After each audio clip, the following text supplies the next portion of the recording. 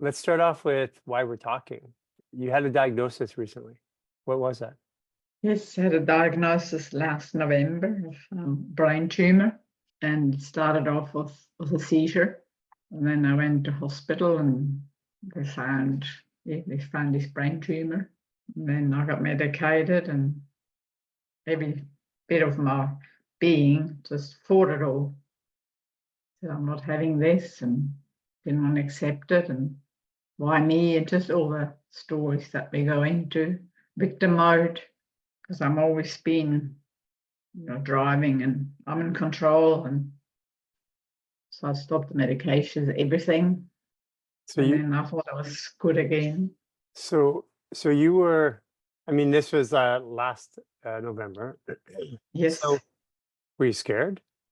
no, because I've sort of done fascial maneuvers. I started them July last year, and I just always knew that there's something much bigger at work than myself. And to me, it was actually a blessing. Well, after I went through the initial stages, because fascial maneuvers release the trauma, and that was the trauma trying to come out.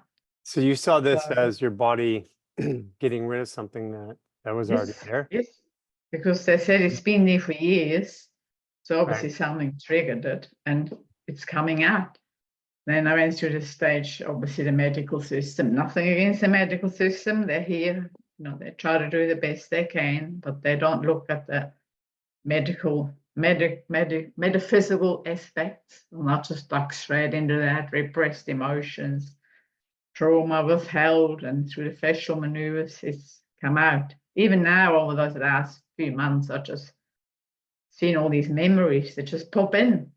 So But what do you think the memories have to do with the trauma and the diagnosis of cancer? because they were suppressed, they're stuck in the body, and they didn't have a chance to get out. And through the maneuvers, it's like you're opening a valve or a tap, and then they start to come out. So when you say suppressed emotions, what were the emotions that were suppressed? Like where did this all start that you remember, or do you remember? If I can go back just even to a year ago, this 9 women, we got together and we're writing a book. So it's actually in the final stages to print it, and mine was all about sexual abuse. So obviously I dived deep into that while I was doing it maneuvers, so it obviously was at the forefront. And again, it's just all part of it's like this explosion. The body just said, yes, get all this stuff out. And So, and this was abuse from, was it from a family member or? yeah, but there were 3 different men that sexually abused me over a period of years. So what kind of behavior did that cause in your interactions with people, especially I guess with men? What was the behavior or through your married life that you're talking about? Yeah, well, the set often was drawn, very, very, it was drawn, and if something got a bit too much, I would just leave, literally would leave the room, because something was just felt really overwhelming, and I just couldn't be in that presence. So, but to me, it was just how I just reacted. But again, now I'm looking back into all those behaviors and literally disbanding it all, and I'm writing and now it makes sense. It just Right. literally makes sense. Do you have any anger? Or do you think And that the anger is directly related in your mind to the cancer? well, maybe, yeah, Yeah. could be as well. Yes, yeah, Yeah. And then the shame is what kept you from seeing it? yes, yeah. And Mhm. it's just peeling away another layer and peeling away another layer and then another layer, and just being in the now. Again, I'm trying to really deeply, deeply connect into just the now moment, because that's all I have. Yeah.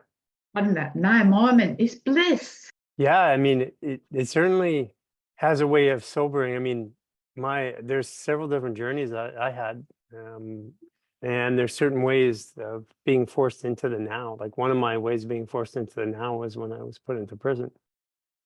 Yeah.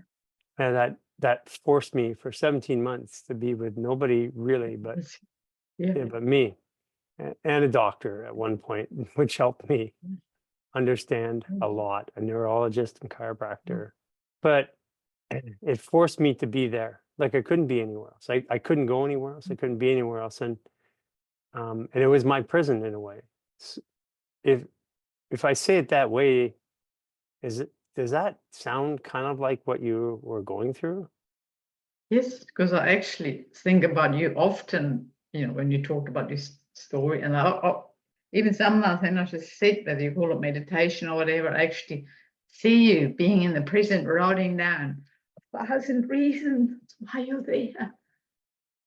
You have no idea. I'm so deeply connected to you, and I often watch, even just little reels and that, and I see you helping people with maneuvers, and tears just flow because I have this deep connection to you.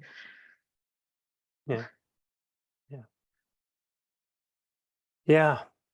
Don't know. Yeah. As if Somehow, we've some known way each that other. made me very emotional when you said that. Because Yeah.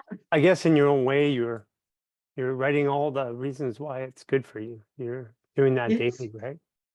Yes. Yeah. Yeah.